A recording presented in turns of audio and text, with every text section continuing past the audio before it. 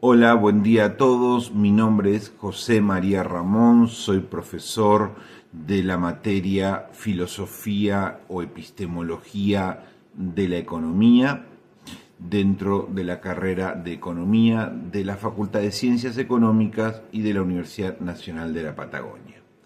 Y con este video quiero presentar un ciclo de videos síntesis elaborados con ayuda de inteligencia artificial que comentan y analizan textos claves de la materia como material de apoyo en educación a distancia y acompañamiento de lecturas. Ojalá que estos materiales que vas a ver a partir de ahora puedan servir en tu recorrido dentro de la materia. Muchas gracias. Hola y bienvenidos. Hoy vamos a analizar una idea que le da una vuelta completa a cómo vemos la economía. Para ello vamos a usar una reseña de José Antonio Alonso sobre un libro de Donald N. McCloskey. El libro se titula Si eres tan listo, la narrativa de los expertos en economía. Y la pregunta que deja en el aire es de las que dan que pensar, ¿eh? Plantea, ¿y si todo ese discurso económico, que siempre se presenta como algo súper objetivo, lleno de datos, de lógica pura, fuera en realidad una forma muy elaborada de retórica? Una construcción a base de historias, de metáforas y sobre todo de persuasión. Exacto, esa es la bomba que suelta McCloskey. Su argumento principal, que Alonso la verdad es que disecciona muy bien, es un ataque directo a la visión tradicional de la ciencia, a esa idea de que el conocimiento científico es un reflejo puro de la realidad, ¿sabes? Sí, como si el científico fuera un mero observador pasivo. Justo. McCloskey dice que no, que la ciencia y la economía, por supuesto, es algo mucho más humano. Es una conversación, como él lo llama, diálogo especializado, donde convencer al otro es tan importante como la prueba empírica. O a veces más. Vale, entiendo el punto de la conversación. Pero, a ver, al final es una conversación sobre hechos, ¿no? Los números son los números, quiero decir. O una teoría se sostiene con la evidencia o no se sostiene. Ya, pero ahí está la clave del asunto. McCloskey diría que solo nos estamos fijando en la mitad de la película. Por supuesto que están los hechos y la lógica. Nadie niega eso. Son la base. Pero él destapa otras dos herramientas que los economistas usan constantemente, a todas horas, y a lo mejor sin darse ni cuenta. ¿Y cuáles son? La metáfora y la narración. Y lo crucial, lo que cambia todo, es que no son simples adornos para que un texto quede más bonito. Son el motor de sus argumentos. O sea que, según él, cualquier discurso científico se apoya en 4 patas: hechos, lógica, metáfora y narración. Y hemos estado ignorando sistemáticamente las 2 últimas. Exactamente. Hemos pretendido que la ciencia era solo lo que llamamos la parte dura, la objetiva, las 2 primeras. Y hemos tratado a la metáfora y la narración como si fueran, pues palabrería, recursos de estilo sin más importancia. McCloskey cree que esto es un error tremendo, una falta de autoconciencia brutal por parte de la comunidad científica, sobre todo la económica. Un momento. Un economista como un poeta. Es que suena muy provocador. Me imagino a un economista escuchando esto y diciendo: perdona, yo trabajo con modelos matemáticos, con econometría. ¿Dónde está la poesía en una regresión de mínimos cuadrados? Les costaría aceptar esa etiqueta, me parece a mí. Y es una reacción totalmente lógica, porque se les ha formado justo en esa creencia, en que su trabajo es puramente técnico, objetivo, ajeno a la subjetividad. Pero McCloskey les diría que miren su propio lenguaje, que se fijen en las palabras que usan, empezando por algo tan básico como su propia autoridad, lo que los griegos llamaban el ethos. ¿El ethos? ¿Te refieres a la credibilidad del que habla? Sí, a cómo se construye la figura del experto. Un argumento económico no se valora solo por su contenido, sino por quién lo dice. Un informe del FMI tiene un peso que no tiene el blog de un aficionado. Aunque los datos sean idénticos, no. Claro. El uso de una jerga específica, la afiliación a una universidad de prestigio, todo eso forma parte de la retórica, de la construcción de una autoridad que persuade. Entiendo. Es el créeme que sé de lo que hablo. Y luego supongo que está el apelar a las emociones, el patos. Por supuesto. Aunque nos guste pensar en la economía como algo frío, un argumento sobre el desempleo juvenil o el impacto de la inflación en las pensiones, pues no es emocionalmente neutro. Apela a nuestro sentido de la justicia, a nuestros miedos. ¿A la esperanza de un futuro mejor? Eso es. Pero donde el análisis de McCloskey es realmente demoledor y muy original es en la tercera herramienta oculta, la metáfora. Hablemos de esas metáforas, porque a primera vista uno podría pensar que son solo formas de hablar, para simplificar conceptos y que se entiendan mejor, vamos. Eso es lo que se suele creer, sí, pero son muchísimo más que eso. Son herramientas cognitivas. Son, por así decirlo, los raíles por los que circula el pensamiento económico. Piensa en la metáfora más potente de todas, el equilibrio del mercado. Sí, la usamos constantemente. Está en todas partes. Claro, pero la palabra equilibrio no es inocente, ¿eh? Es una metáfora que viene directamente de la mecánica clásica, de la física de Newton. ¡Ostras! ¿Es verdad? ¿Y qué nos sugiere? Pues nos sugiere un sistema que, si lo dejas en paz, tiende de forma natural a un estado de reposo, de estabilidad. Implica que las desviaciones, como una crisis, son anomalías temporales, que el propio sistema las corregirá. Visto así, no es un dato empírico, es un marco mental entero construido sobre una metáfora. Exacto. Es que es verdad, ahora que lo dices, en las noticias económicas siempre se oye hablar de frenar la sangría de capitales, inyectar liquidez o de una economía sobrecalentada. Totalmente.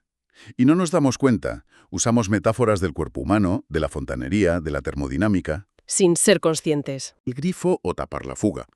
Si la piensas como un cuerpo enfermo, buscarás purgas o medicinas amargas. ¿Y hay más? Muchísimas más. Cuando hablamos de capital humano, ¿qué estamos haciendo? Pues usar una metáfora que convierte las habilidades de una persona en un activo contable, como una máquina. O guerra de divisas, proteccionismo. Son metáforas bélicas que enmarcan la economía como un conflicto, un juego de suma cero. Es increíble. McCloskey llega a decir, con una ironía finísima, que los modelos matemáticos, esas ecuaciones complejas que parecen el colmo de la objetividad, Sí, son en realidad la poesía de la economía. qué bueno. Son metáforas extendidas, rigurosas, formalizadas, sí, pero metáforas al fin y al cabo. Vale, el poder de la metáfora queda clarísimo. Y el otro gran pilar oculto era la narración. Eso me cuesta un poco más verlo. Un economista contando cuentos. Pues sí, y sobre todo en campos como la historia económica. A ver, las investigaciones sobre la revolución industrial o las causas de la Gran Depresión no son un simple listado de fechas y cifras del PIB, son narrativas. Tienen protagonistas, los empresarios, el Estado, la clase obrera. Tienen conflictos, la lucha por los mercados, el choque tecnológico. Y proponen un desenlace. Una moraleja. Una moraleja, exacto, que busca persuadirnos de una interpretación concreta del pasado. ¿Y cómo construyen esas narraciones? Pues una de las herramientas clave que McCloskey identifica es el uso de lo que él llama contrafactuales. Ah, el famoso ¿qué hubiera pasado si? Justo eso. Por ejemplo, un historiador económico se pregunta, ¿qué habría pasado con el desarrollo de Estados Unidos en el siglo XIX si no se hubiera inventado el ferrocarril? Responder a eso no es registrar un hecho, es construir una historia alternativa, es imaginar un mundo que no existió. Es pura narración. Es un acto de creación narrativa en estado puro. Es el trabajo de un historiador que es inevitablemente un narrador. Entendido. Entonces, si aceptamos todo esto, que los economistas usan la credibilidad, la emoción, metáforas, historias, ¿McCloskey les está diciendo que son unos farsantes? ¿Que todo es un engaño? No, en absoluto. Es justo lo contrario. No es una crítica destructiva, ¿eh? Es una invitación a la honestidad intelectual, a la autoconciencia. McCloskey no dice que la economía sea solo retórica y, por tanto, falsa. Dice que es también retórica. Exacto, y, por tanto, profundamente humana.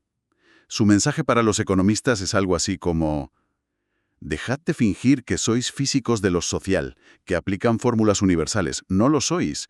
Sois científicos humanos, sois historiadores, sois argumentadores.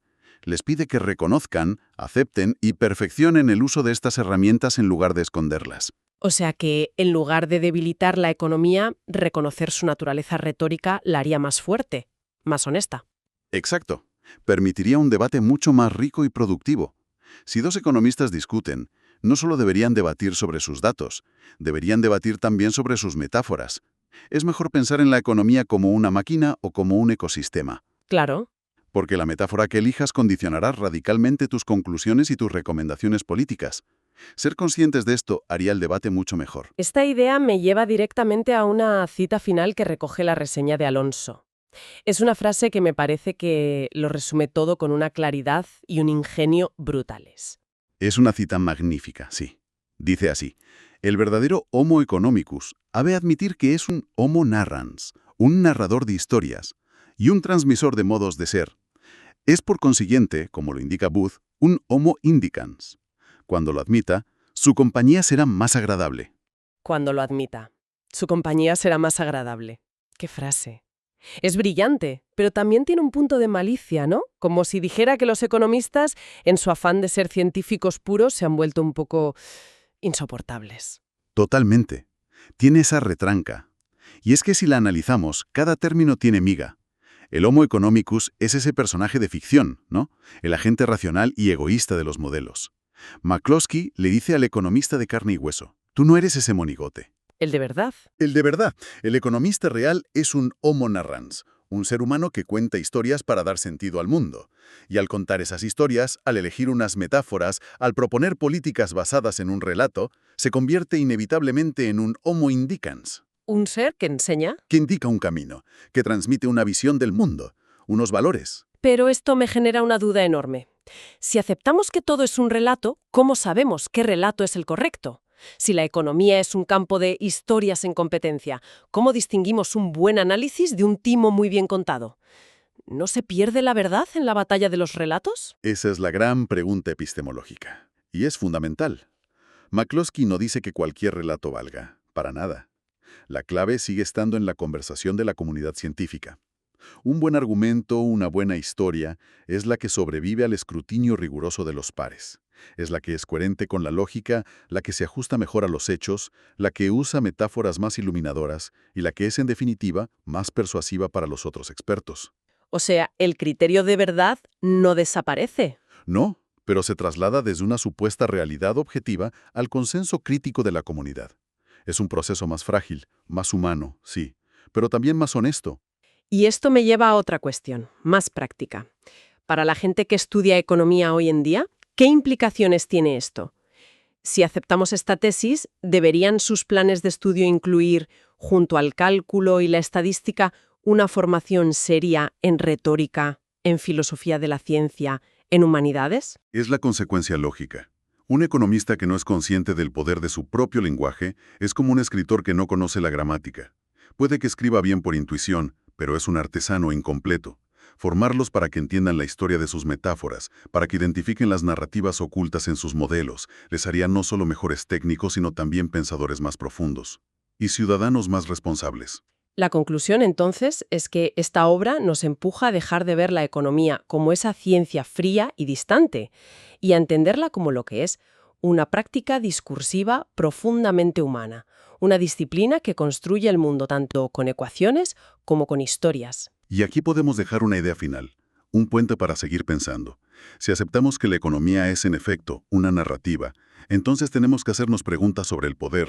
Claro. Tenemos que preguntarnos, ¿quiénes son los narradores que dominan el discurso público hoy? ¿Qué historias nos están contando sobre la crisis, el crecimiento o la desigualdad? Y quizás la pregunta más importante de todas, ¿qué historias alternativas, qué metáforas diferentes y qué voces están siendo sistemáticamente silenciadas o excluidas de esa gran conversación que llamamos economía? Esa reflexión sobre el lenguaje y el poder no se limita a la economía, desde luego. En próximos análisis veremos cómo otras disciplinas, desde la biología a la historia, también construyen sus verdades a través de la persuasión y el relato. Invitamos a seguir profundizando con nosotros en estas cuestiones que al final definen cómo entendemos el mundo y nuestro lugar en él.